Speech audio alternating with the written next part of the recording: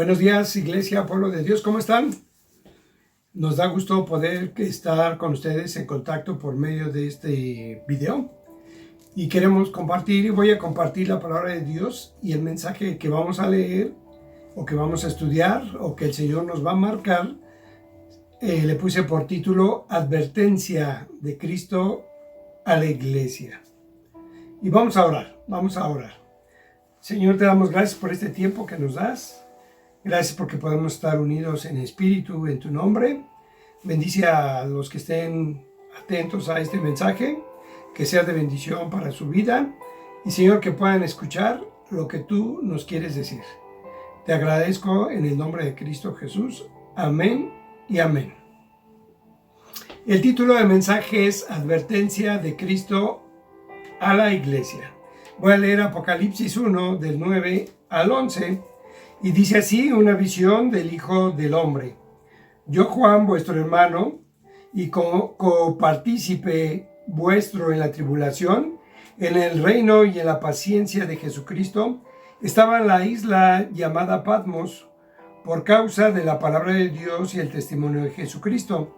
Yo estaba en el Espíritu en el día del Señor, y oí detrás de mí una gran voz, como de trompeta, que decía: yo soy el Alfa y el Omega, el primero y el último.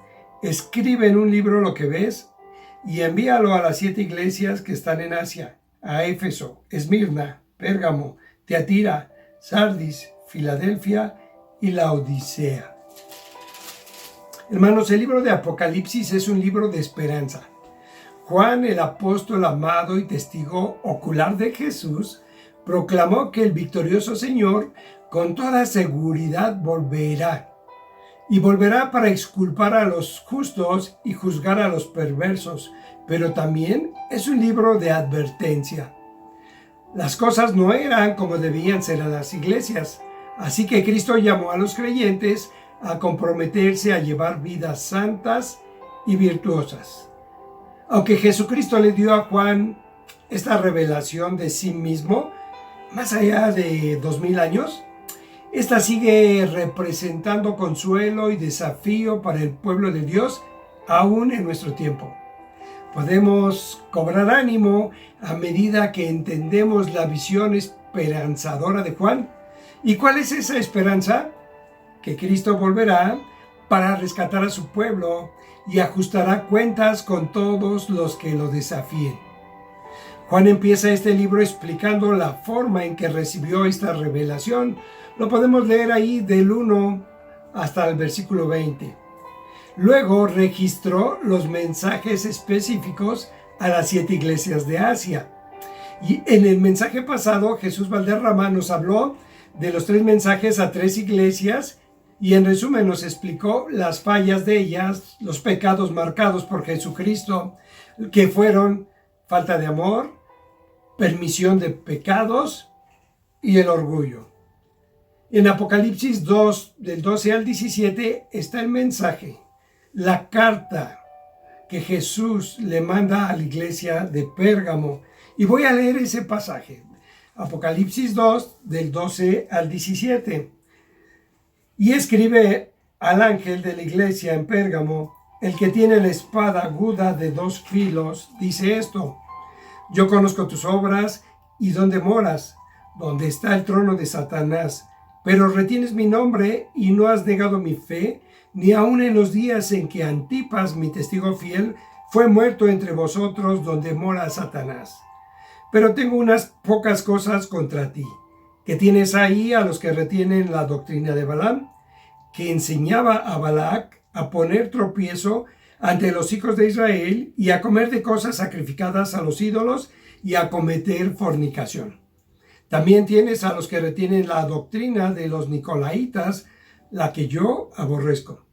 Por tanto, arrepiéntete, pues si no, vendré a ti pronto y pelearé contra ellos con la espada de mi boca. El que tiene oído, oiga lo que el Espíritu dice a las iglesias. Al que venciere, daré a comer del maná escondido, y le daré una piedrecita blanca, y en la piedrecita escrito un nombre nuevo, el cual ninguno conoce, sino el que lo recibe. En esta carta, Cristo le envía a través de Juan a la iglesia y primero se presenta, le dice quién lo escribe.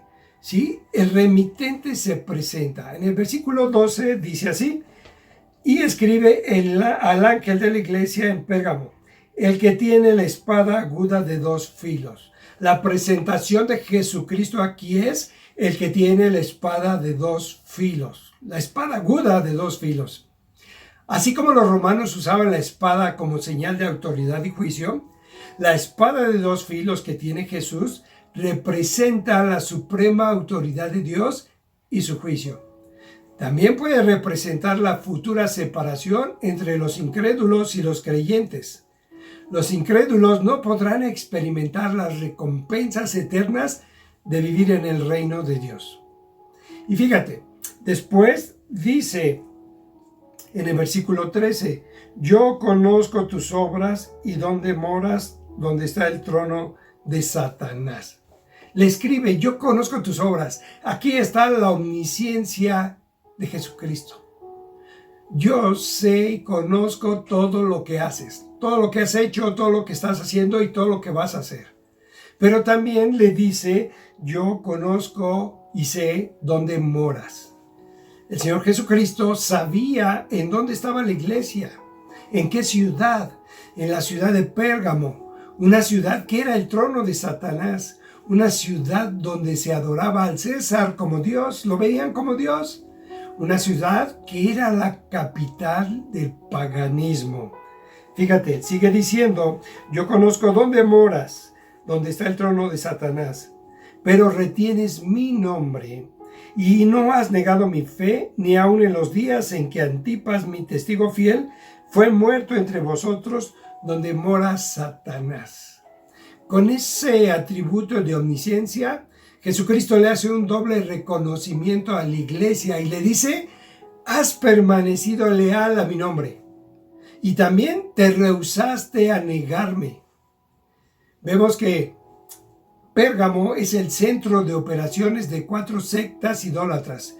Está rodeada del culto a Satanás y de la adoración al emperador como si fuera Dios. La iglesia de Pérgamo se negó a renunciar a su fe, aun cuando los que rendían culto a Satanás mataron cruelmente a uno de sus miembros, Antipas. Fíjate cómo se expresa Jesús de Antipas. Me dice, Antipas, mi testigo fiel. Estos hombres que rendían culto a Satanás le presionaron a Antipas a reconocer a Dios, a César como Dios y a negar su fe en Cristo. Como no lo negó, lo martirizaron y lo quemaron vivo. Pero Jesucristo le hace un reconocimiento y lo plasma en esta carta para dar testimonio de este hombre fiel. Y Jesucristo quiere que cada cristiano, cada creyente del mundo, seamos como Antipas, fieles. Pero ¿sabes qué? Nunca es fácil permanecer contra las fuertes presiones y tentaciones de la ciudad. Pero ser fiel es mortal. Punto 2. La acusación de la infidelidad de la iglesia. Versículos 14 y 15.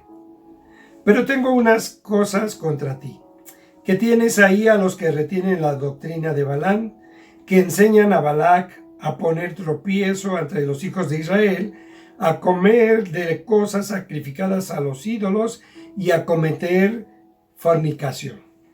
Y también tienes a los que retienen la doctrina de los nicolaitas, la cual yo aborrezco.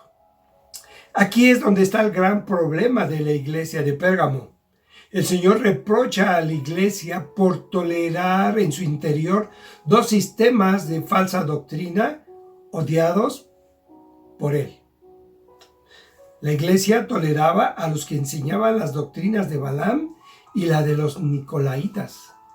Números 25, 1, 9, no lo vamos a leer, pero ahí vemos que Balaam aconsejó a Balac que para debilitar al pueblo de Israel y poderlo derrotar, Le dijo que él incitara al pueblo a unirse a cultos paganos, en los cuales la inmoralidad sexual era parte del orden del culto.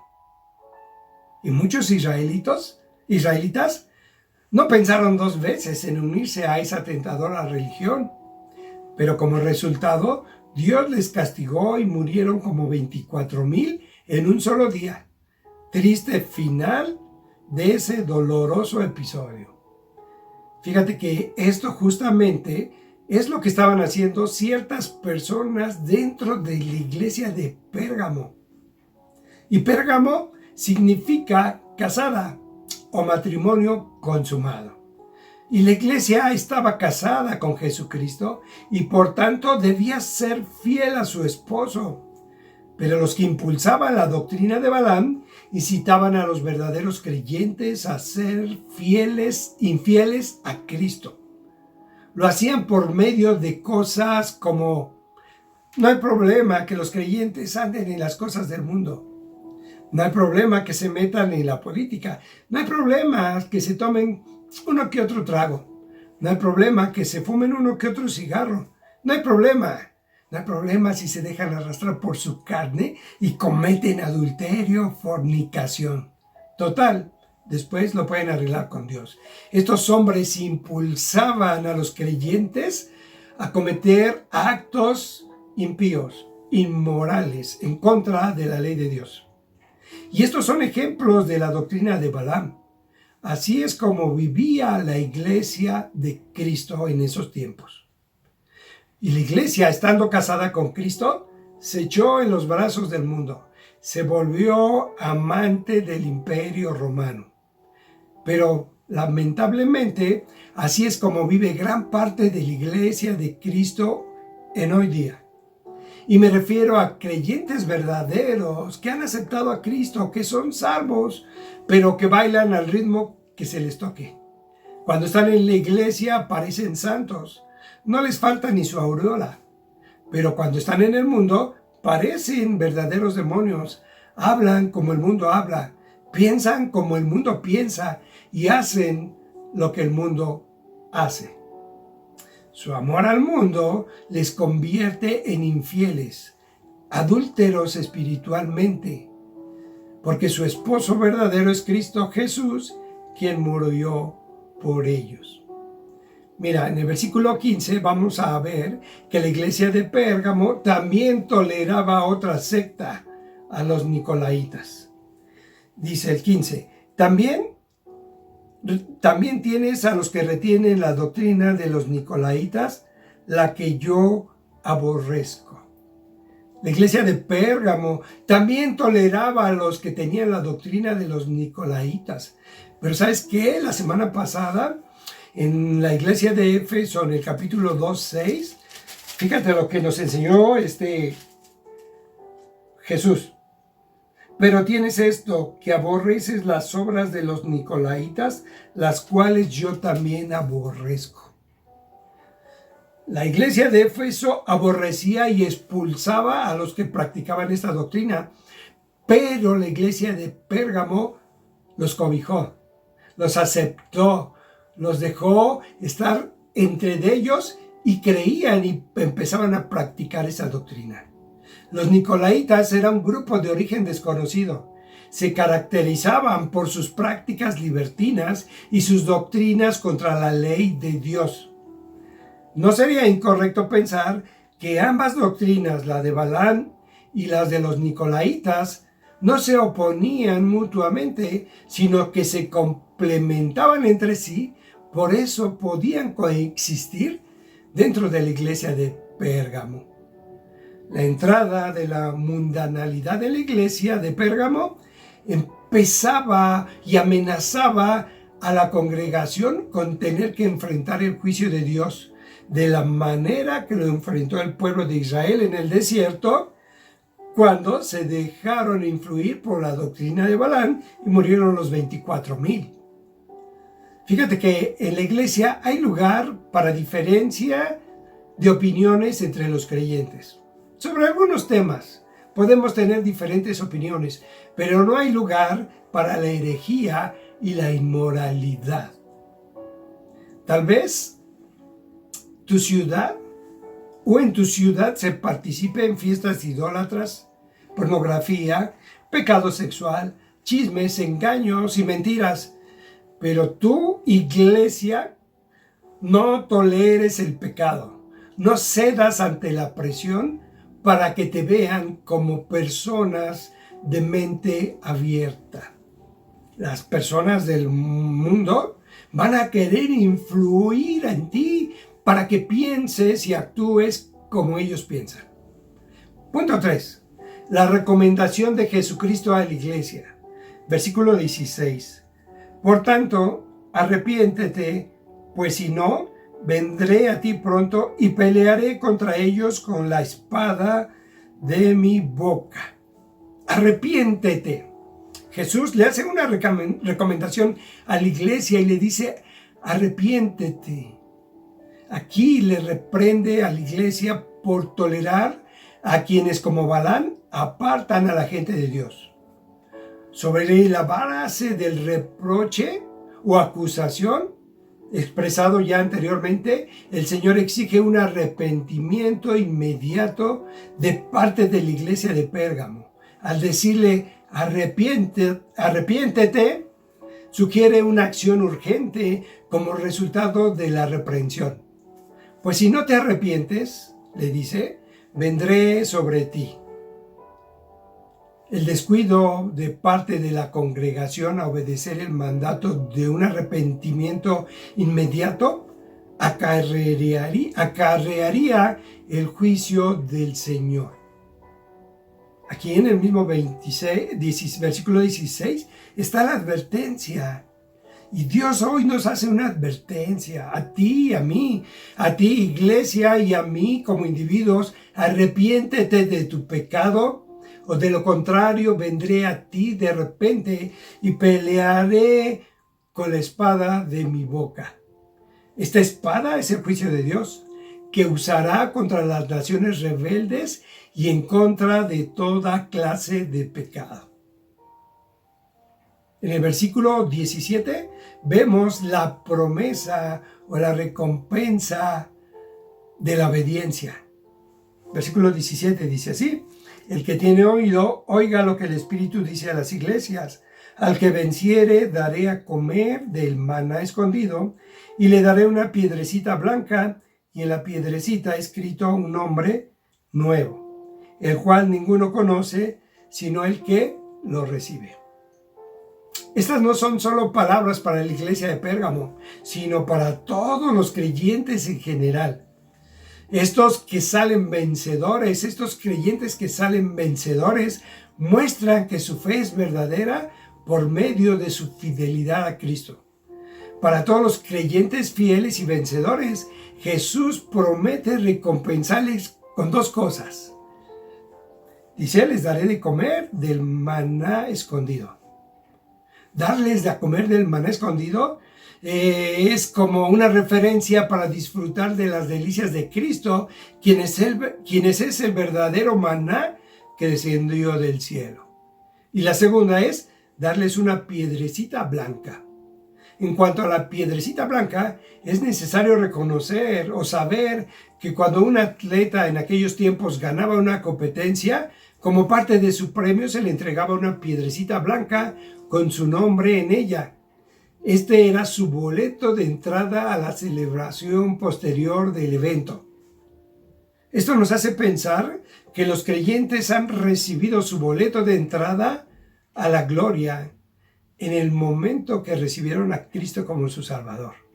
En la piedrecita, Jesucristo escribirá un nombre nuevo para ti, el cual ninguno conoce sino tú que la vas a recibir. Hermano, vamos a concluir el mensaje. Y aunque la iglesia de Pérgamo estaba casada con Cristo, tenía amoríos con el mundo. Estaba implicada en prácticas desagradables al Señor. Lo importante aquí es que la misericordia de Dios obra y extiende un llamado al arrepentimiento a toda la congregación.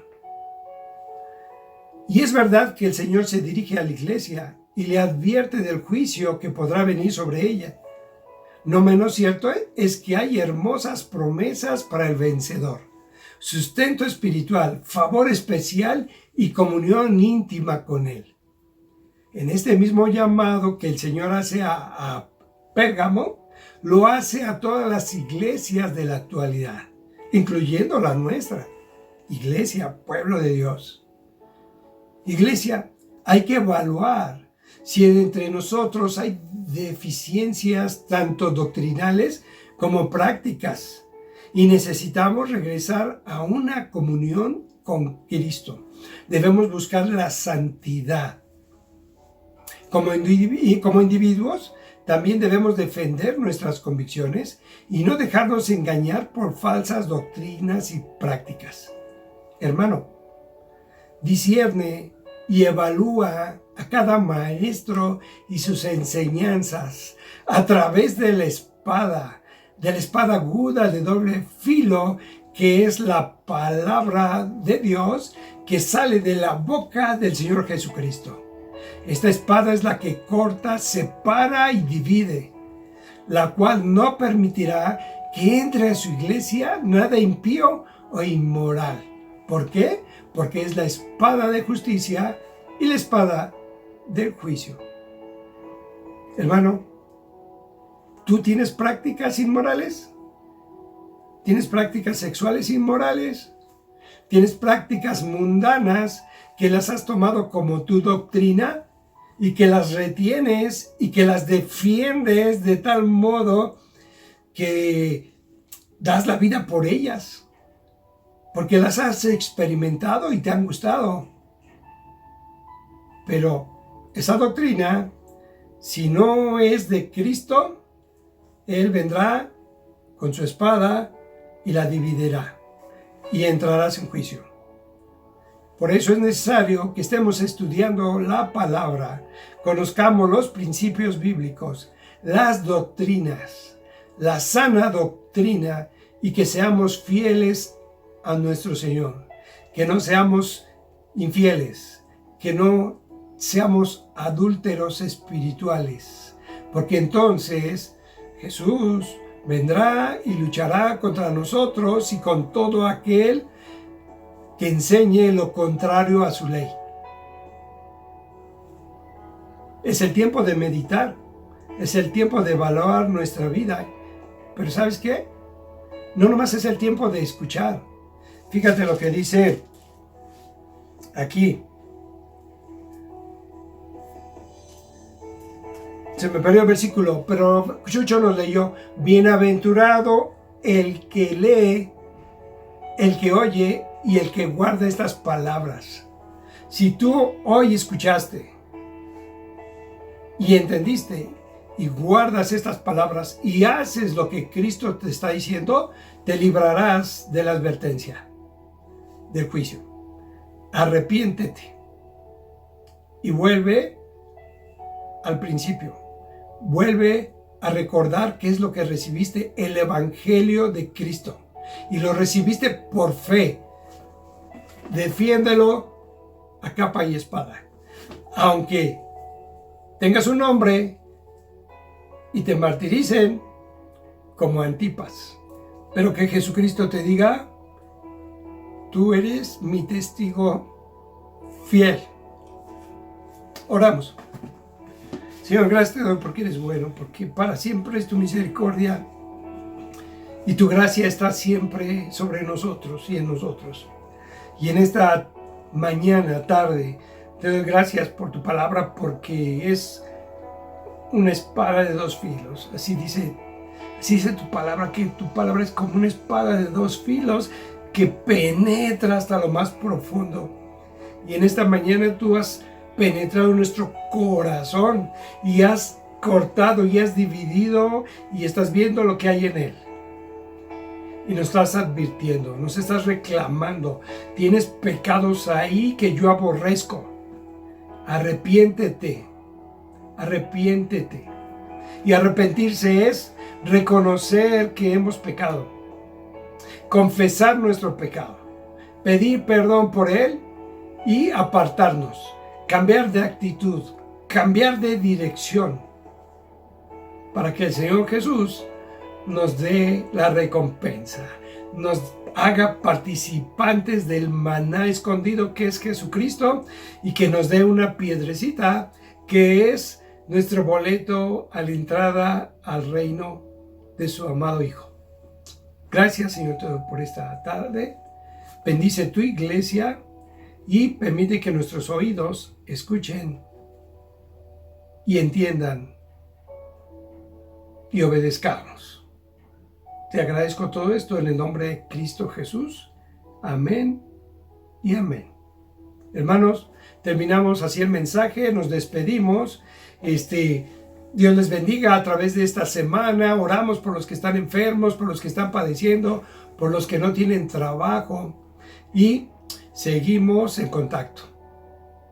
Les amamos en Cristo Jesús. Dios les bendiga. Nos vemos.